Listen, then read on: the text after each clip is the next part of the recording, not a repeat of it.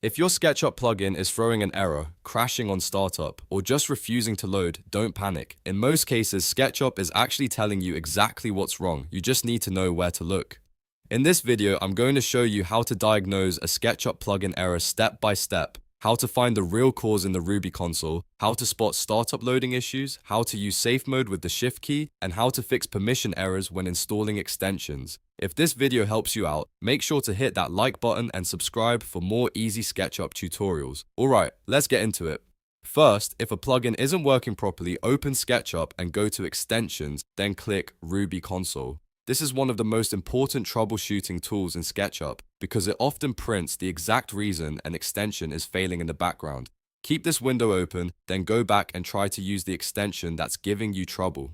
As soon as the error happens, look at the console. You'll usually see red text, and that red text is your clue. Don't ignore it. Look carefully for the file path inside the message. That path can tell you exactly which plugin is broken. For example, if you see something like plugins/fredo6_libfredo6, then you already know the issue is connected to that developer's files. That means you can focus on updating or reinstalling the correct extension instead of guessing. Now, let's talk about startup loading errors. If SketchUp shows a pop-up with a list of errors right when you launch the program, that usually means you have old files or what people call ghost files from a previous version of SketchUp.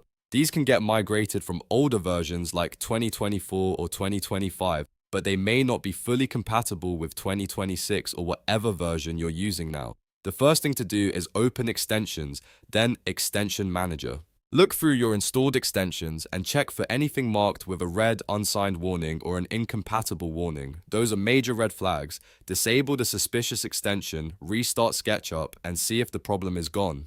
If it is, you found the culprit. Then go to the Extension Warehouse or Sketchucation and check whether there is a 2026 specific update available. In a lot of cases, simply updating the plugin solves the issue completely. If SketchUp is crashing before you can even get to the menus, or you're getting a Bugsplat before the interface fully loads, then the best move is to use the Shift key safe mode method. This is a great way to temporarily disable all third-party extensions for that session. First, close SketchUp completely. Then hold down the Shift key and double-click the SketchUp icon while continuing to hold Shift. Keep holding it until the program is fully open. When this works, SketchUp loads without your installed extensions running. If SketchUp suddenly opens normally, that means one of your plugins is toxic, broken, or conflicting with another extension. From there, go into Extension Manager and uninstall the last extension you added, or start re-enabling extensions one by one until you find the one causing the crash.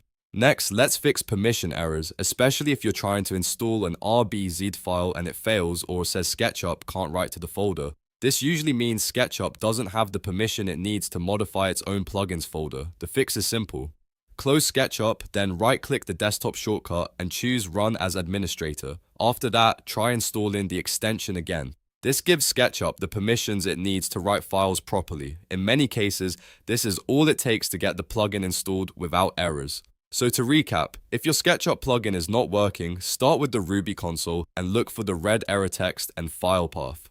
If you get startup errors, check for unsigned or incompatible extensions and update or disable them. If SketchUp crashes before opening, use the Shift key safe mode to disable all third-party plugins. And if installation fails, run SketchUp as administrator to fix permission issues. Those 4 methods solve a huge number of SketchUp plugin problems, and they'll save you a lot of time and frustration. If this tutorial helped you, please give the video a like and subscribe for more SketchUp tips, troubleshooting guides, and workflow tutorials. Thanks for watching, and I'll see you in the next one.